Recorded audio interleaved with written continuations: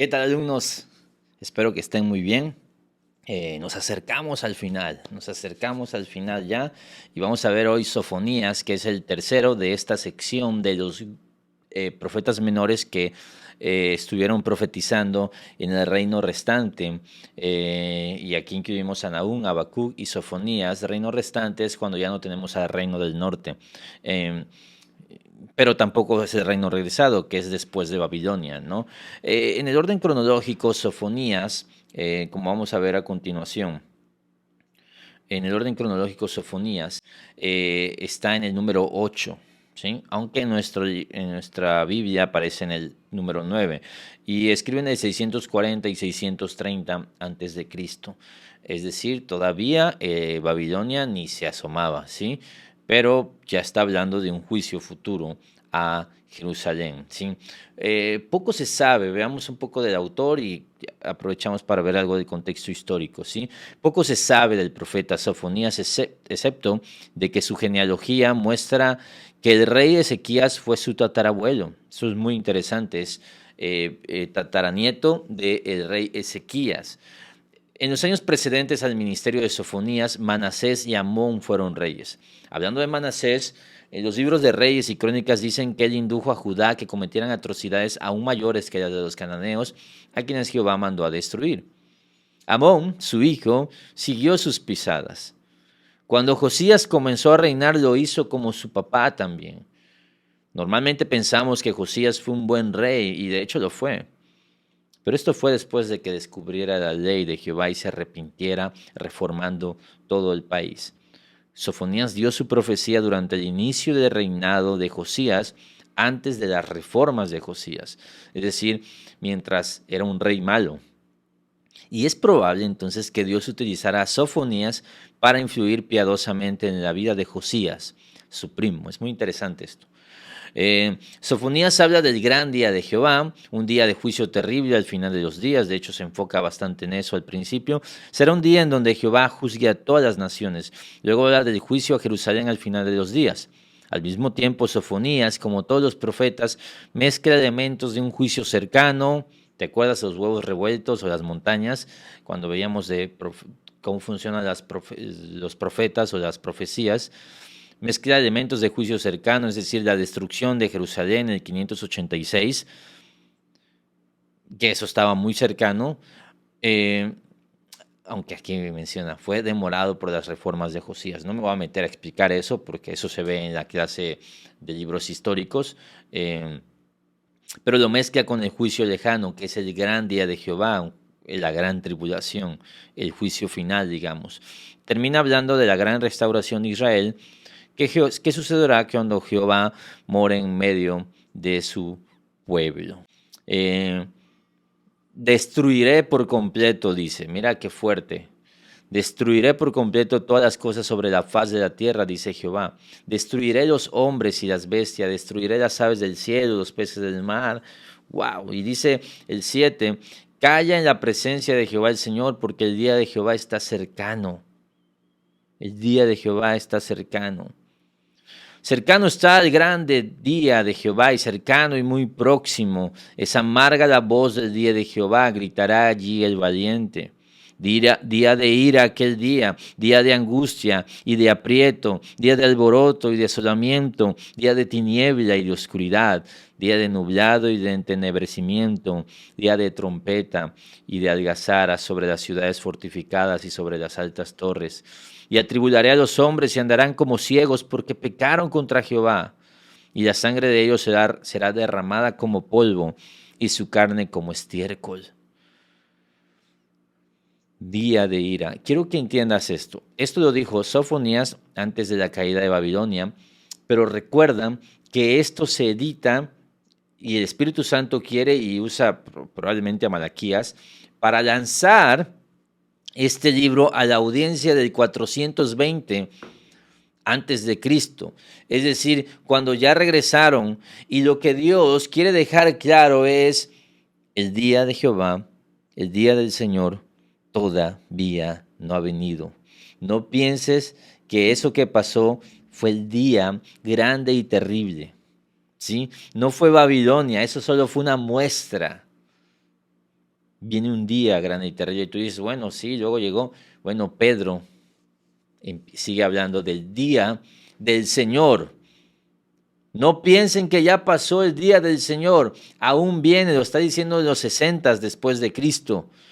Aún viene el día del Señor. Tú dices, bueno, sí, en el 70 fue la destrucción de Jerusalén, el día del Señor seguramente. Juan escribe en el 92, 93 o 94 después de Cristo, Apocalipsis, y dice y deja claro, aún viene el día del Señor. Así que hay que tener cuidado con cuál es el día del Señor. El día de Jehová es un día futuro que aún no ha llegado, ¿sí? Porque si ya llegó el día del Señor, ya debería haber llegado la restauración, y tampoco la restauración ha llegado. Buscad a Jehová todos los humildes de la tierra, los que pusisteis por obra su juicio. Buscad justicia, buscad mansedumbre, quizás seréis guardados en el día del enojo de Jehová. El llamado es simple. Acuérdate cuál era el ministerio principal de los profetas: que se arrepintieran de sus pecados y se volvieran a la ley de Dios. Eso era lo que querían hacer los profetas. El anuncio de lo venidero era solo un puente para advertirles y llamarlos al arrepentimiento, para que se volvieran a la ley. Eh, ok, voy al 3, me paso al 3 directamente. Hay de la ciudad rebelde y contaminada y opresora, no escuchó la voz de Dios ni recibió la corrección, no confió en Jehová, no se acercó a su Dios. Sus príncipes en medio de ella son leones rugientes, sus jueces lobos nocturnos que no dejan hueso para la mañana. Sus profetas son livianos, hombres prevaricadores. Sus sacerdotes contaminaron el santuario, falsearon la ley. Jehová en medio de ella es justo, no hay iniquidad, no hará iniquidad. De mañana sacará a la luz su juicio, nunca faltará, pero el perverso no conoce la vergüenza. Esto, wow, a mí me encanta, o sea, me fascina, porque esto yo podría hacerlo en mi devocional mañana. No escuchar la voz de Dios, no recibir la corrección, no confiar en Jehová, no acercarnos a Dios. A veces podríamos ser ellos, ¿no? Pero ¿qué tal si nuestra ciudad hace eso? ¿Qué tal si nuestra iglesia, si nuestra familia? Luego empieza a hablar de los líderes de la ciudad, sus jueces, sus príncipes, pero también de los líderes religiosos, sus profetas y sus sacerdotes. Dios trae toda la luz. Dios infunde temor muchas veces trayendo estas cosas a la luz, aplicando juicio, porque nos queda claro algo: Dios no está jugando. No, el pecado no va a prevalecer.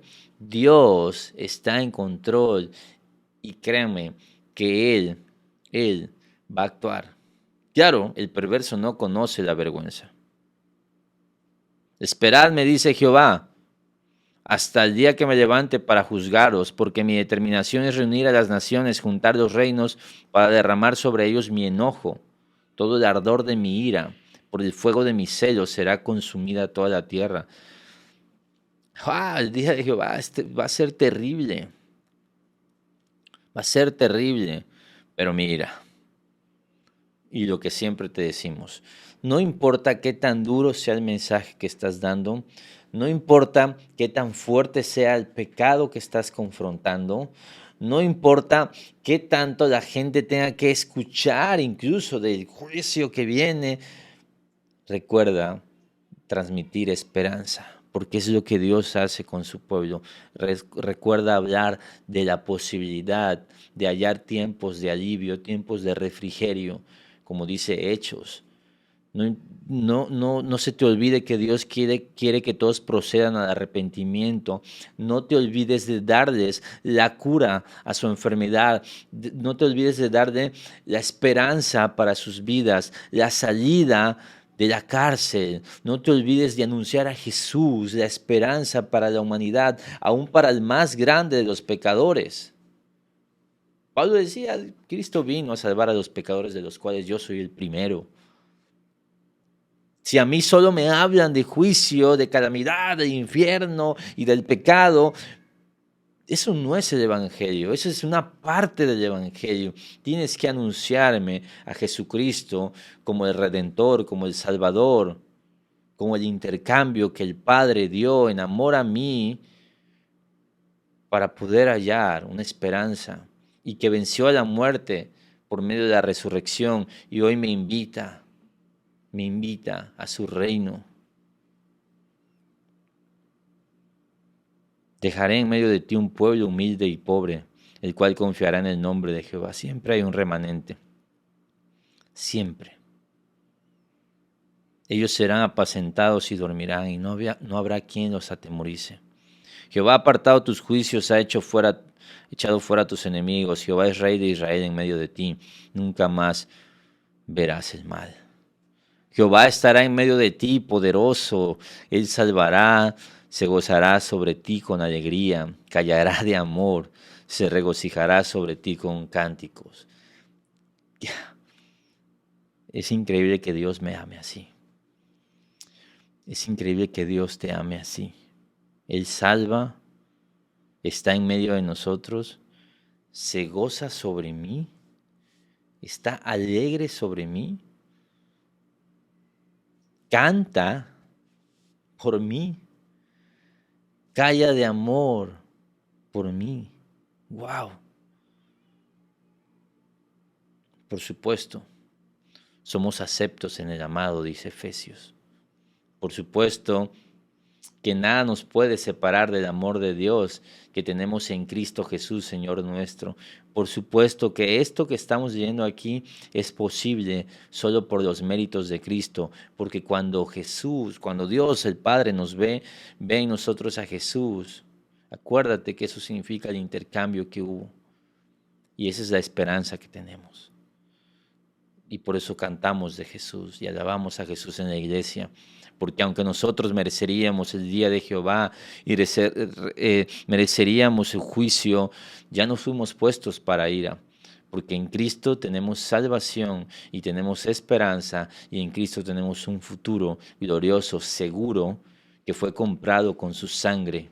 De manera que Dios está con nosotros, vive dentro de nosotros, nos ha salvado, se goza en nosotros y con nosotros, porque nosotros tenemos a nuestro favor los méritos de Jesucristo. Porque Jesús nos dio su santidad y nos dio su vida. Y ya no vivo yo, mas Cristo vivo en mí. Lo que ahora vivo en la carne, lo vivo en la fe en el Hijo de Dios, quien se entregó a sí mismo por mí. Eso significa nuestra unión en Cristo. Eso significa vivir en Cristo. De manera que cuando el Padre me ve, se alegra porque ve en mí la sangre de Jesús que me ha limpiado. Y por eso entro al cielo y voy a entrar al cielo completamente puro y limpio. Y me va a decir, entra en el gozo de tu Señor. Entra en el gozo de tu Señor. Y ese es el Evangelio glorioso. Todo esto apunta a Jesús.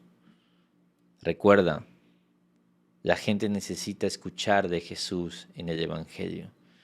Hablar desde el infierno no es suficiente, no es el Evangelio. Hablar desde que Cristo Jesús los puede salvar del infierno, ese es el Evangelio.